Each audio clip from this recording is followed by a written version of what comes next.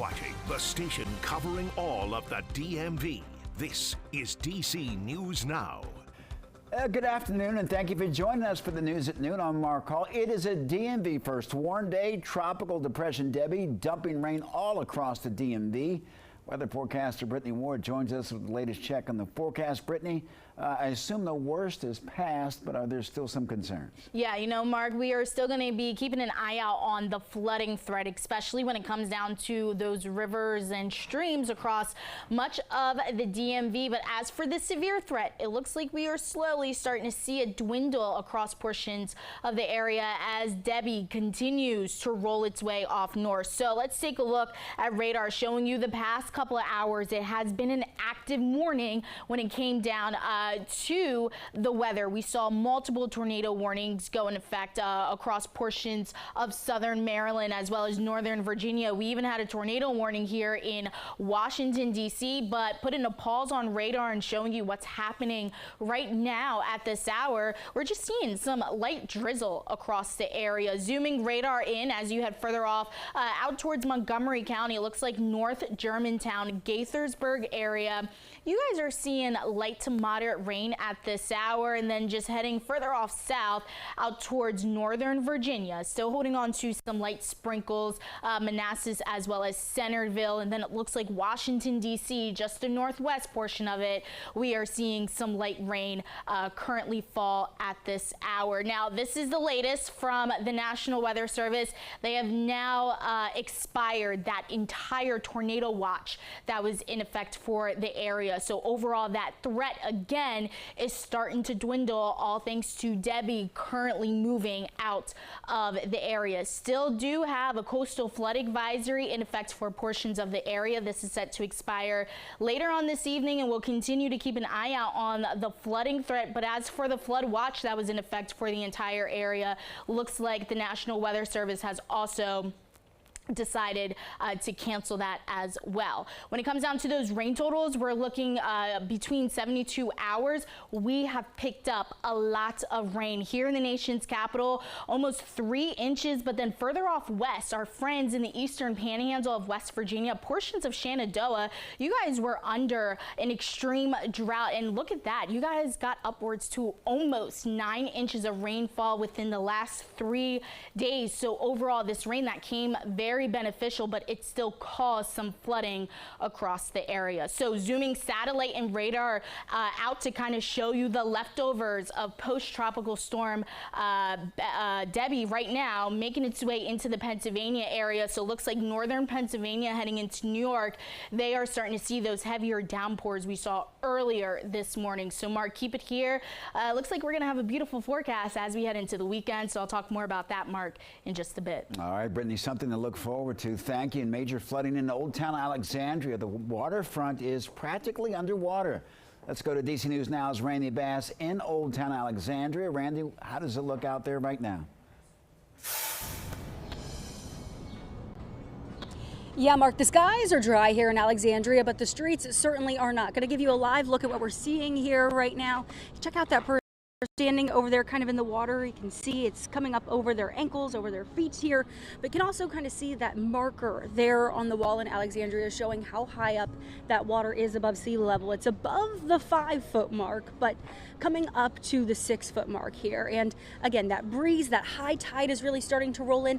That is bringing in those waters. You see that man there out walking towards us right now. You can see that water coming up to his calves, splashing around as people are trying to move through here in Old Town Alexandria. Lots of businesses yesterday into the overnight hours put out those sandbags. I poked my head into Starbucks earlier today. Looked like they were mostly staying dry. But again, a lot of these businesses here are no stranger to flooding. This is something that happens here pretty often. Earlier today, we saw neighbors and kids here hanging out, playing in the water. You see them here now.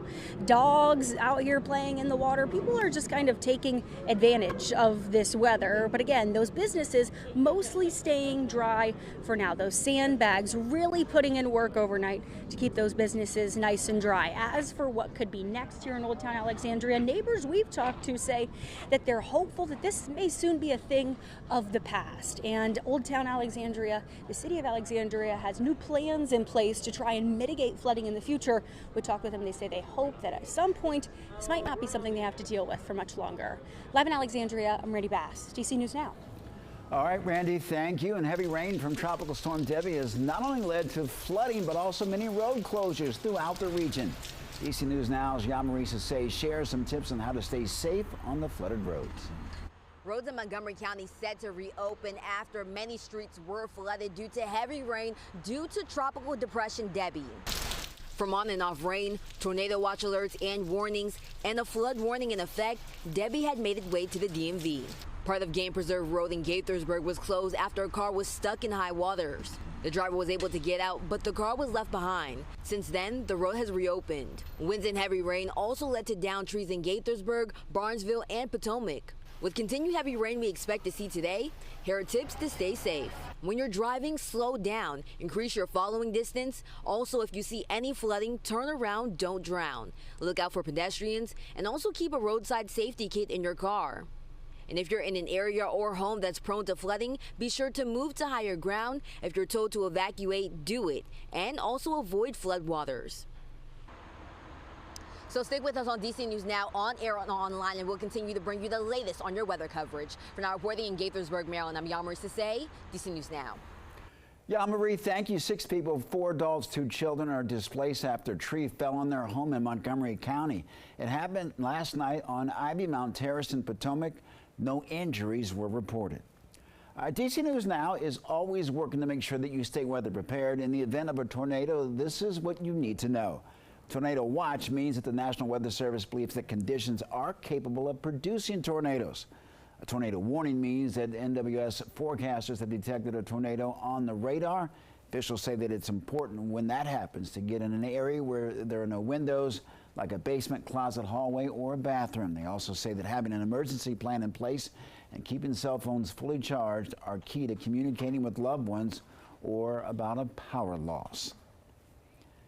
Over to Maryland, the Department of Emergency Management says nearly 200 people in Prince George's County are without power right now. On Montgomery County, over 1,200 people are still dealing with power outages, and while 700 people are without power in Washington County.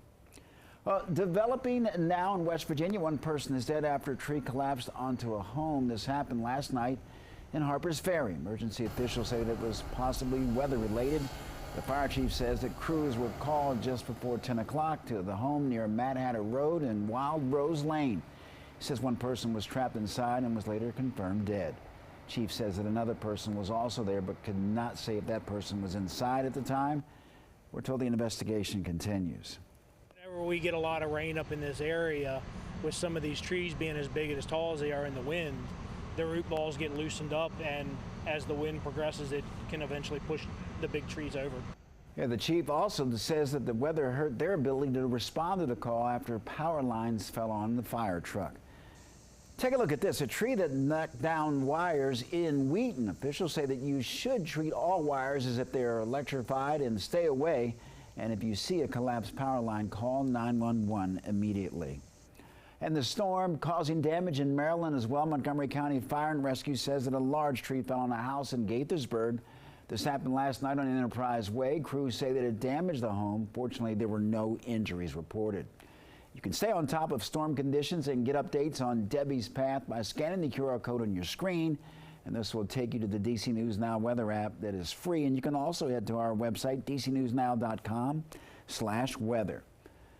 All right, get ready to rev up your engines, NASCAR fans. The Cookout 400 Cup Series race is heating up in Richmond Raceway this weekend. Other than the action-packed racing, fans will be fueled with more than the need for just the speed. Their favorite food and a whole lot of fun events. I'm here in the garage at the Richmond Raceway, which is where these NASCAR drivers will be parking their cars. But first, all the fun starts tomorrow night at 7:30 with the Truck Series race. And it's a race where you're going to see some of the best short track drivers in this game. But all eyes are on Sunday's main event, the Cookout 400. Driver of the number 17 Ford Mustang, Chris Buescher, is looking to defend his title after winning the race last summer. The battle for the regular season championship is heating up, with Kyle Larson holding a slim 10-point lead over teammate Chase Elliott. A win for Larson at Richmond could solidify his position as the regular season champion. But this race is about more than just the championship. With the playoffs looming, every point matters. And with Richmond being the final short track race of the regular season, it's crucial for drivers to lock in their playoff spots. And to make this race even more interesting, for the first time ever, teams will be able to choose between two different tires, adding a new layer of strategy to the mix. And this will be the last time Martin Truex Jr. races here at Richmond after announcing his retirement. And if you would still like to check out the races this weekend, you can still purchase tickets on the richmondraceway.com. At the Richmond Raceway, I'm Madison Moore. Depression Debbie drenching the DMV and could leave a trail of damage as it moves through our area. Coming up, we're going over everything you need to know about storm insurance to help you stay prepared.